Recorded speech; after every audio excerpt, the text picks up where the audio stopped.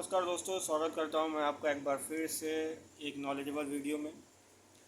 हम लोग आज कॉन्टीन्यूअस टेंस के बारे में बात करेंगे और कॉन्टीन्यूअस में हम लोग फ्यूचर कॉन्टीन्यूअस टेंस के बारे में समझने वाले हैं। हम लोग प्रेजेंट कॉन्टीन्यूअस और पास्ट कॉन्टीन्यूअस को समझ चुके हैं और उसकी जो है प्लेलिस्ट में भी मैं जारी कर दिया हूँ। अगर आप लोग नए देखे हो तो मैं डिस्क्रिप्शन में दे दूँगा। फ्यूचर कॉन्टीन्यूअस टेंस आज हम लोग समझेंगे, जिसमें उसकी पहचान, रूल और कुछ एग्जाम्पल भी लेकर आया हूँ जिनको मैं हल भी करवाऊँगा। ठीक है, चलिए सबसे पहले हम फ्यूचर कॉन्टीन्यूअस टेंस के पहचान के बारे में बात करते हैं। इसके पहचान के बारे में देखिए, हर बार की तरह मैं लिख देता हूँ कि जिस वाक्य के अंत में रहा होगा, रही होगी, रहे होंगे, अगर ऐसे शब्द आपको अंत में दिख रहे हैं, रहा होगा, रही होगी, रहे होंगे, ऐसे शब्द अगर आपको अंत में दिख रहे हैं तो आप समझ जाइएगा कि वो कौन सा टेंस है, फ्यूचर कॉन्टीन्यूअस टेंस है। ठीक है, अब देखिए, आप लोग को मैं जान रहा हूँ कि नहीं समझ में आया होगा कि आखिर ये रहा होगा, रही होगी अंत में कैसे, मतलब, तो इसलिए मैं एग्जाम्पल को भी लेके आया हूँ। इस सेंटेंस में आप ध्यान दीजिएगा कि यहाँ पे देखिए अंत में गा आया और रहा है, अंत में गा आया, रहा आया, अंत में गा आया, रहा आया, गी आई, रही है। मतलब कुल मिला के तात्पर्य रही है कि जिस भी वाक्य के अंत में गा, गी, गे और रहा शब्द का प्रयोग होता है वह फ्यूचर कॉन्टीन्यूअस टेंस कहलाता है। ठीक है, फ्यूचर कॉन्टीन्यूअस टेंस के ये सब सेंटेंस हैं। ठीक है, अब हम फ्यूचर कॉन्टीन्यूअस टेंस में इसके रूल को समझेंगे।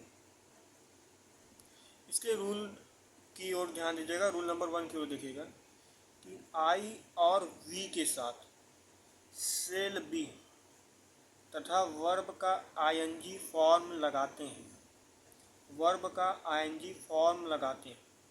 ये ध्यान दीजिएगा कि आई और वी के साथ, केवल इन्हीं दोनों के साथ सेल बी का प्रयोग होगा। ठीक है, अब रूल नंबर 2 की ओर देखिएगा। ये कह रहा है कि ही, सी, इट, दे तथा जो भी सब्जेक्ट हो, अन्य सभी सब्जेक्ट के साथ विल बी का प्रयोग होगा और वर्ब का आईएनजी फॉर्म ही लगेगा। जैसे कि आप तो जानते ही हैं कि कॉन्टीन्यूअस में वर्ब में आईएनजी लगाना ही लगाना है। ठीक है, उसी तरह जो है वर्ब में आईएनजी फॉर्म लगेगा। और यहाँ पर थोड़ा ध्यान दीजिएगा, रूल नंबर 1 कह रहा था कि आई और वी के साथ सेल भी लगाएं और ही, सी, इट, दे और जो भी सब्जेक्ट हो, राम, श्याम, सीता, गीता, जो भी सब्जेक्ट हो उसके साथ विल बी का प्रयोग होगा। सिर्फ आई और वी के साथ सेल बी का प्रयोग होगा। आई और वी ये सब सब्जेक्ट है ना, तो ये सब सब्जेक्ट में इसमें आई और वी के साथ सेल बी का प्रयोग होगा, बाकी और सभी सब्जेक्ट के साथ विल बी का प्रयोग होगा। चलिए कुछ एग्जाम्पल को हल करके देखते हैं कि कैसे होगा। ठीक है, मैं हर बार की तरह जो है ये फॉर्मूला लिख देता हूँ ताकि आप लोगों को समझने में आसानी हो। Subject plus verb plus object, कर्ता, क्रिया और कर्म। ठीक है, अगर हम एग्जाम्पल 1 की ओर ध्यान देंगे तो लिखा है मैं स्कूल जा रहा होऊंगा। अब देखिए, मैं का आई हो गया। अब आप लोग रूल नंबर 1 में तो देखे ही थे, कहाँ गया रूल नंबर 1 तो आप लोग देखे ही थे कि आई और वी के साथ सेल बी का प्रयोग होगा। तो यहाँ पे आई ही तो है, आई एक सब्जेक्ट है, उसके साथ क्या प्रयोग होगा, सेल बी। तो हमने सेल बी लिख दिया, आई सेल बी हो गया। अब जाके हमारा यहाँ पे सब्जेक्ट कंप्लीट हो गया। अब इसमें वर्ब क्या है, क्रिया क्या कर रहा है, जाने का कर रहा है ना, जा रहा हूँगा ना, तो आई सेल बी, आईएनजी लग जाएगा वर्ब में, गोइंग हो जाएगा। कहाँ जा रहा है, स्कूल जा रहा है, टू लगाकर स्कूल लिख दीजिए। बिल्कुल सरल होता है ये। ठीक है, ये बिल्कुल जो है आपको ये ट्रांसलेशन यहाँ पे कंप्लीट हो जाता है। एग्जाम्पल 2 की ओर ध्यान दीजिएगा।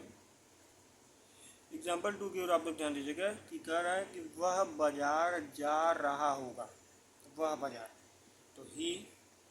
अब यहाँ पे रूल नंबर 2 में देखिएगा, ही, सी, इट और दे जो भी सब्जेक्ट हो उसके साथ विल भी लगेगा। तो आई और वी तो है नहीं कि मैं सेल भी लगाऊँ, ही, सी, इट है ना, मतलब ही है यहाँ पर, तो ही के साथ विल बी का प्रयोग होगा, ही विल बी। अब अब इसमें भी हमारा सब्जेक्ट कंप्लीट हो गया। अब क्रिया क्या कर रहा है, जाने का, गोइंग हो जाएगा उसी तरह से, गोइंग। ठीक है, टू मार्केट, बाज़ार जा रहा है ना, कार में क्या कर रहा है, मार्केट जाने का, बाजार जाने का, ठीक है। एग्जाम्पल 3 की ओर देखिएगा, राम स्कूल नहीं जा रहा होगा। तो अब यहाँ पर थोड़ा आप लोग ध्यान से समझिए।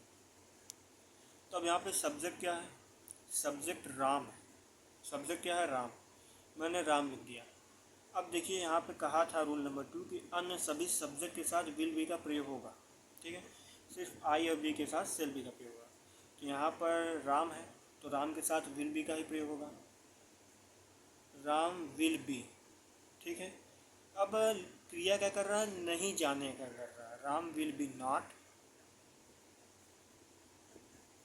गोइंग हो जाएगा टू, कहाँ कहाँ, स्कूल। ये सेंटेंस भी हमारा कंप्लीट हो गया।